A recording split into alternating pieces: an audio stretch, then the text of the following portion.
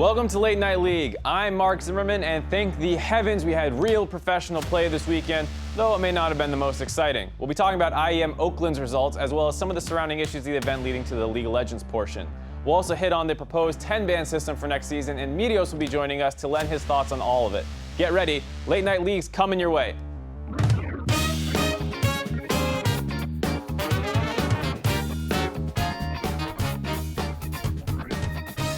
The two largest topics to talk about this week are IEM and the potential move to a 10-ban system next season. I'll start off with the IEM event, and on a whole, it was a little underwhelming with low viewership numbers, low attendance in-house, and a myriad of pauses grinding the action down to a halt. One of the biggest complaints about the event as well was the patch, as the matches were played on the outdated 6.21 instead of the preseason patch, with most people faulting IEM for this. But I want to offer another perspective here. League of Legends LANs are run on local special tournament servers that can be on whatever patch they need to be, which is usually one behind live, as you see on the LCS frequently. It's possible that prior to the event, Riot decided not to update the local servers to the preseason patch. It's fairly common during this time of the year, common in quotes of course, that the servers are neglected as Riot often has their priorities elsewhere, so it's possible they didn't want to update them. It's also possible IEM didn't request for them to be updated in time, if at all. It's possible they did ask, but it was too late or a number of technical reasons prevented it from being done. We, on the outside, really don't know for sure why the event used the 6.21 patch. It's unclear who's at fault, so we're just left to lament on what could have been. Moving on, the other big news from this week is the proposed changes to the 10-ban system. Under the proposed system, each team would have 5 bans, likely in 2 different ban phases, and many fans and analysts commented on how we're likely to see weak players on their 6th best champion now. I don't know why people think the meta is ever going to shake out this way. Hard targeting a player with bans wouldn't work assuming the team that's drafting against it has any brain. If you throw 3 bans at, let's say, a top laner in the first phase of the bans, you're going to leave up some OPs that the other team's going to gobble up. Then, if they're smart, they're going to grab the last safe blind pick top available and use their remaining bans in the second ban phase to protect that blind pick from the most threatening counter picks. The idea that a player could end up on their 6th best champion through bans basically requires the team drafting to be too dumb to realize what's happening. Which I guess is possible, all things considered, because we're in NA. I want to keep talking about these topics, but some extra opinions should join me. Joining me first is Taylor Cocke. Taylor, how you doing? Pretty good. Just got back from Michigan, where you and I were hosting some ULaw rivalry stuff, and we won. You didn't. Sorry. Yeah, I mean, I'm not on the Ohio State team, so I'm not that upset that I didn't actually win. Yeah, but my Michigan Wolverines won. Yeah, your party was better too. That's fine. I also want to introduce our guest for this episode. It is William Meteos Hartman. There you go, buddy. Hey, how's it going? Good. Hello. How you doing? I'm good. How's the off season been for you?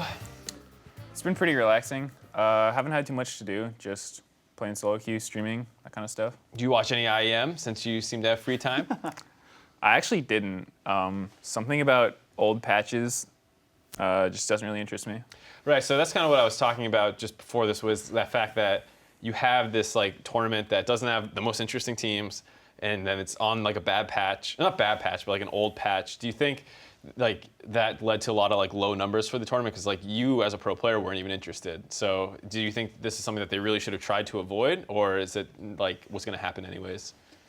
Personally, I think that with IEM, it's kind of a tournament that doesn't matter that much in terms of it doesn't affect your world seeding, it doesn't affect your LCS career. It's just kind of almost a show match. There's some prize money, but I think it would just be a lot more interesting if they put it on the new patch.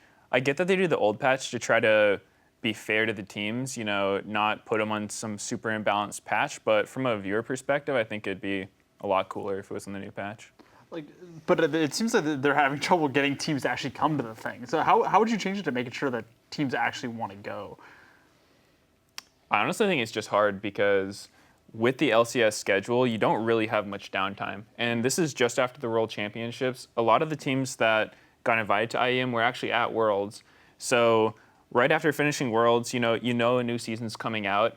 Trying to tell a team, okay, you have to keep practicing on this old patch that's going to be nothing like the LCS next year, just for some tournament that doesn't mean too much, is really weird. And most teams are like, I think I'll pass on that. So you're saying you think that if it was actually on the newer patch, you'd have an easier time getting teams to go, because at least you can say you're trying stuff in a competitive environment for the new season.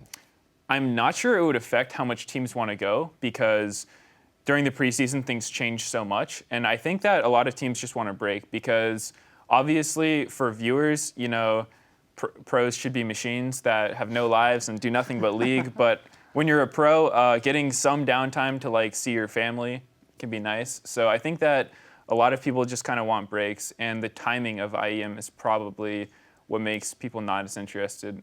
Right, that makes sense. The other thing that we were talking about was the 10-ban system.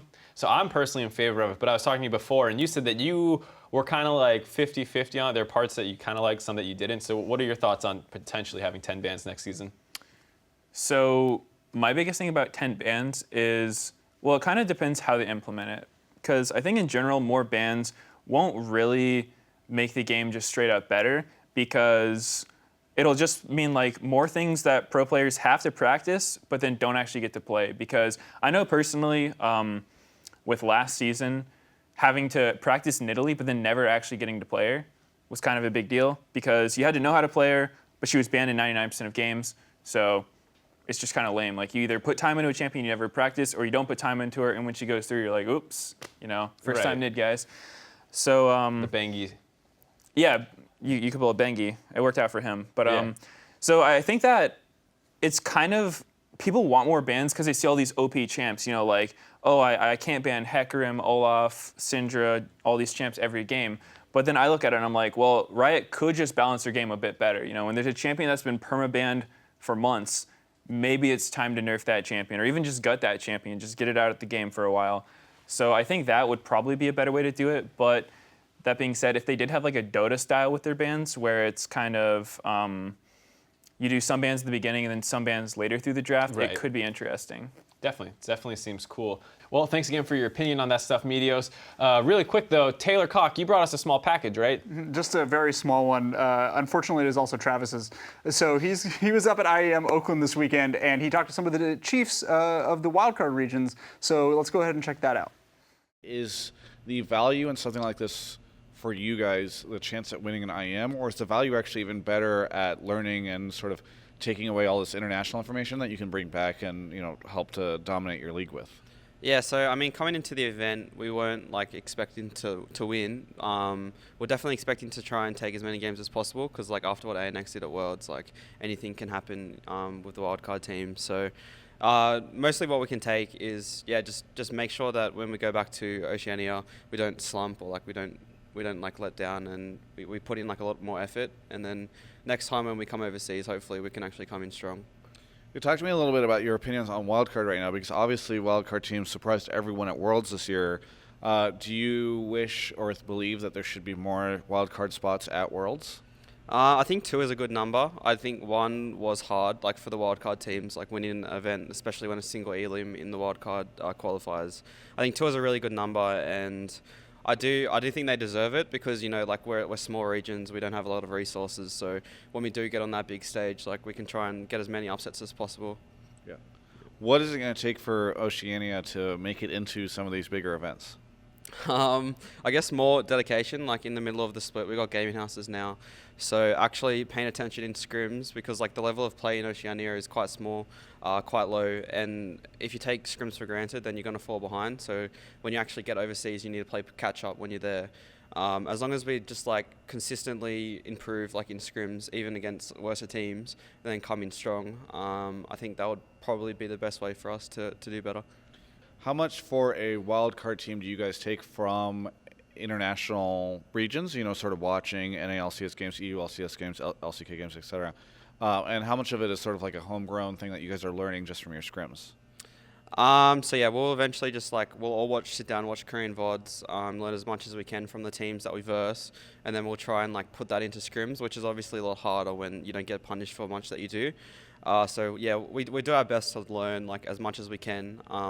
Sometimes it's not enough, so we need to be more dedicated against players in our region. Is there much innovation? Are there crazy things that happen in Oceania that just don't happen anywhere else in the world? So yeah, I would say champions is one thing that is picked differently.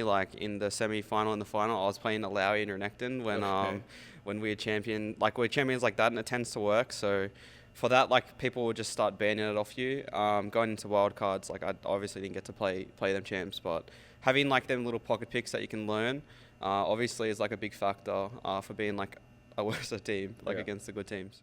Well, it is definitely cool to get the perspective of teams coming from the wildcard regions on their own situation, because kind of in the big leagues, we only think about the LCS and that kind of stuff.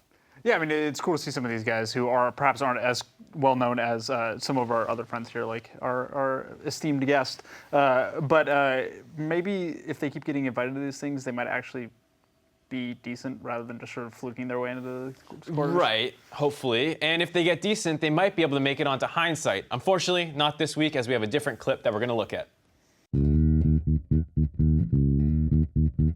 Not sure if he's going to find anything. He takes a good bit of damage. Svenskeren, he goes in, but he tail it out of there, get back to his team, but he doesn't have the opportunity. He's going to go down. Haunter has to step back. He is going to fall. Another kill picked up. He jumps forward, is just barely clipping Biofrost. Will find Pearson in the end. A double kill going over. Biofrost going down. This might be the ace Wild Turtle, the last living member of TSM. Flashes forward, but it's not enough damage to finish off the Ash. He's going to go down. That's the ace. And with Super Creeps.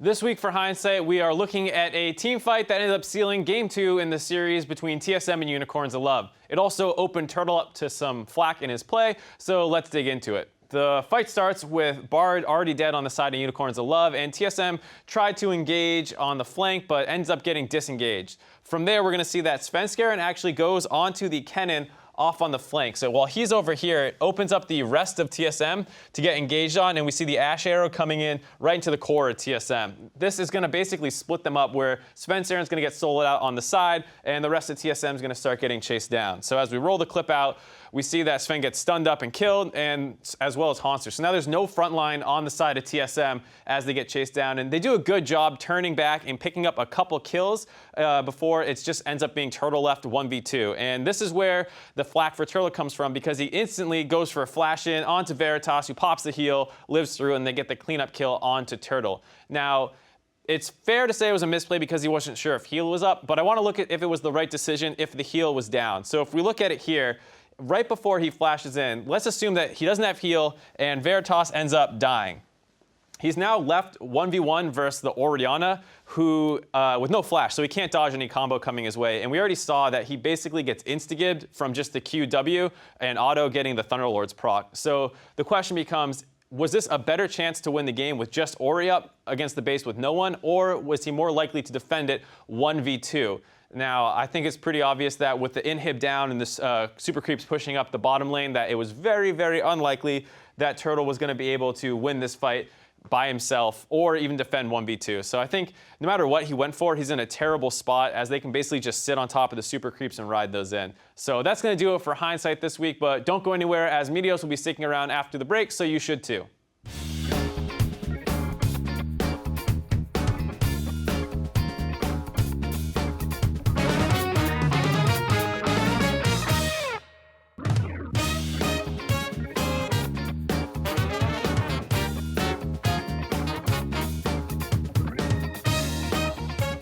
Welcome back from the break. We are still here with Medios, but we're going to move on from the current happenings in the League of Legends world to talk about him with what's going on in his personal life. So tell me, we talked a little bit, it's the off season, you're mostly relaxing. What are you up to day to day? Streaming mostly? Day to day, I'd say it's, a lot of streaming and just hanging out with my friends. There's a lot of people I don't get to hang out with that much during the season due to how busy it is. So I can catch up with them and that kind of stuff. You seen any good movies recently?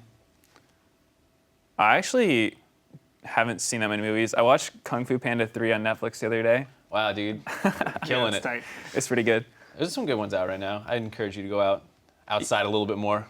I'll consider it. Outside so you can go back inside? And go Yeah, see man, it looks like he goes outside for a little bit. Yeah. Anyway, so tell me a little bit about how you got into gaming as a kid, because some people come from different ones. We talked to Crumbs last week, and he used to be a sailor, so I don't know if you have some crazy background. I wouldn't say I have too crazy of a background. Always played some games, First one was probably like Donkey Kong on Game Boy. Then I think in elementary school, I got involved with Blizzard games like Diablo 1, Warcraft 2, that kind of stuff.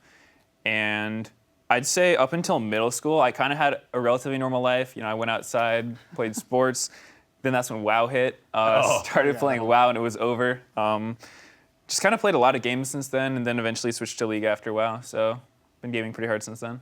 So one of the things about you is that you're one of those like normal queue heroes where like apparently you were just like super high rated and you played against like a lot of pro players but only in normal queue. How much of that story is like true, and like then how did you transition into the competitive scene afterwards?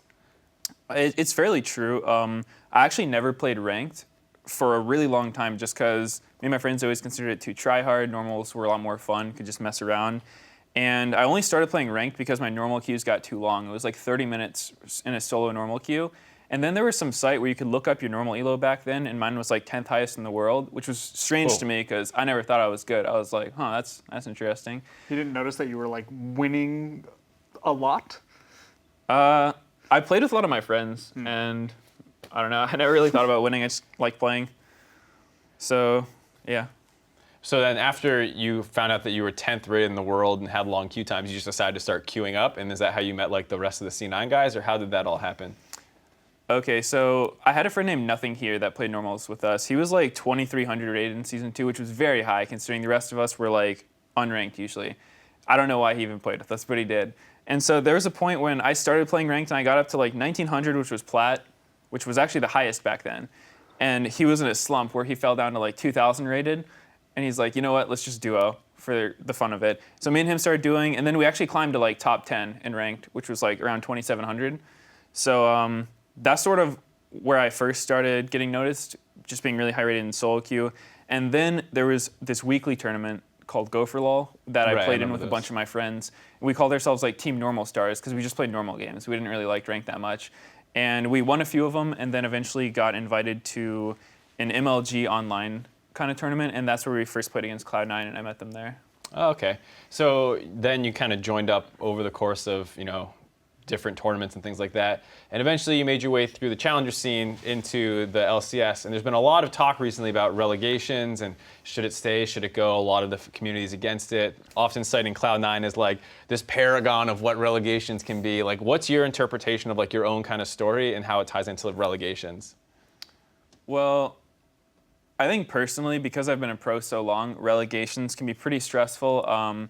There was a period where we were like 9th place at one point during the season, and then it's just really stressful because it's like, if we finish 10th, especially when auto relegation was a thing, it's like, all right, we're just gone if we get 10th place. And I know it's probably a lot bigger deal for the other teams because Cloud9, you know, is traditionally done pretty well in LCS. So I wouldn't really mind more stability just because as a pro player, this is kind of like my job, my lifestyle, my future. And I would like to know that if I have like a bad split, I'm not just gone. Right, and are you concerned at all? Because this is what a lot of people are concerned about, is that like if there's no relegations, everyone's gonna just mail it in and be like, yeah, man, gonna cash those LCS checks, that fat 1,200 a split, or 12,000 a split, whatever it is. Like, do you think that's the kind of thing that is actually gonna happen, or is it just totally ridiculous? I would be pretty surprised if teams just like kick back, like, all right, boys, no more relegations. We're sailing through 10th place. I really just don't think that would happen. You know, everyone who makes it to the pro level is competitive. You know, you want to win. And these organizations, they want to win too. They're not spending all this money, getting gaming houses, paying salaries, finding sponsors and whatnot just to, you know, be like, hey, you want to sponsor our 10th place team? We go 0-18 every split. Yeah, our fans hate us because we don't care. Like, I don't see how it could possibly work, really. It seems like a complete misunderstanding of the competitive mindset, right? Like a pro player, they want to win no matter what. They worked their asses off to get to this point, right? Like, why would you want to lose once you get there? I don't know. I don't think it's really that valid of a concern. Probably from the viewer standpoint, they like seeing people's dreams get crushed. They like seeing people lose 3-2 in relegation. But I think from a pro player standpoint, which I guess is probably biased, I would prefer to not have to deal with that. Right, and of course you also have gone through a period of like when you weren't enjoying the pro experience that much and you went to streaming, then you bounced back. Was that something that like really helped you refresh your mind, or was it just kind of you didn't like personally that team and you just wanted to separate from it? Was it more like introspective or more kind of like out on the team? I think a lot of it was introspective. It was super stressful, that one split, before I stopped playing. And yeah, I just wasn't really enjoying it. Throughout my entire career, I've normally liked scrimming, you know, playing with my friends, working as a team to improve. But that split, it was just kind of like every day felt like a drag. When scrims would get canceled, I would like find myself getting excited like a snow day. Yeah. And I don't think that's really a good thing. And I noticed my own play was declining too. I was losing confidence in my abilities. So I just wanted to take a step back. And streaming was just a good alternative because it's something I've always really enjoyed, but just didn't really have time for because it can be pretty hard when you're playing at the same time. So it was just a good way to step back, like take a breather, refresh, and then come back. Great. Well, thanks for that insight. Now we're going to move into what is probably my favorite and most likely the least favorite for the guests, where we pull up old clips from their history. So the first one we're going to look at for you isn't actually even League of Legends related, but kind of more your on-camera personality. So let's take a look. Hey YouTube, I'm William. And I'm Edward. And we're The Trombonist Brothers. This is our first video on YouTube. just, like, die Basically, inside when you see we're this. two aspiring trombone performers. You're proud of We're it. gonna don't care share a little anymore. bit of what we know with you guys in case Are we any of watching you this whole are thing? struggling. I don't think so. I think it's cut up. All right, so I'm a little nervous. This is our first video. It's Were basically you to show actually you nervous? warm-ups on trombones, what can really help you play better and breathe better. All right, so first we're gonna start with reaching our right hand still over, and stretching. So this not is trombone. really good for just like your What forearm. do you play then? Helps you lift play your bassoon. trombone. You play the Do other bassoon? I mean, I forearm don't stuff. currently play it, but that's what I mostly played. Then we're gonna switch to the Really? left. Helps you get your other arm ready. Don't want your right arm being any better than your left. This is called the Superman. Basically, you grab your foot and you put your arm in the This air, is some high quality tips. and go like this. Yeah, if you want to get into marching band, go farther. Down, down, touch the ground. And when you say touch the ground, you touch the ground with your hand. Yeah, I'm not sure if you can see it in this video. classic. so I would hope so. Is that weird? Man, this is And then you insightful switch other stuff. one. Down, down, touch the ground. I think I would probably fall. It feels like. You'd probably just fall over.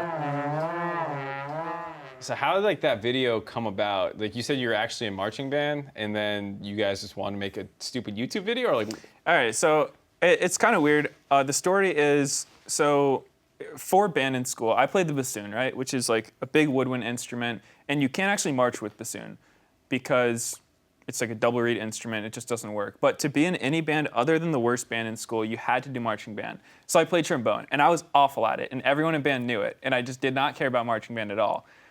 And but they kind of tolerated me because I was good at bassoon, and they needed me for their like symphonic band. right? So it was kind of like a satire video because we would always, me and this guy, his real name's Andrew, but he goes by Andrew, real name Edward, it was just a troll video at the time.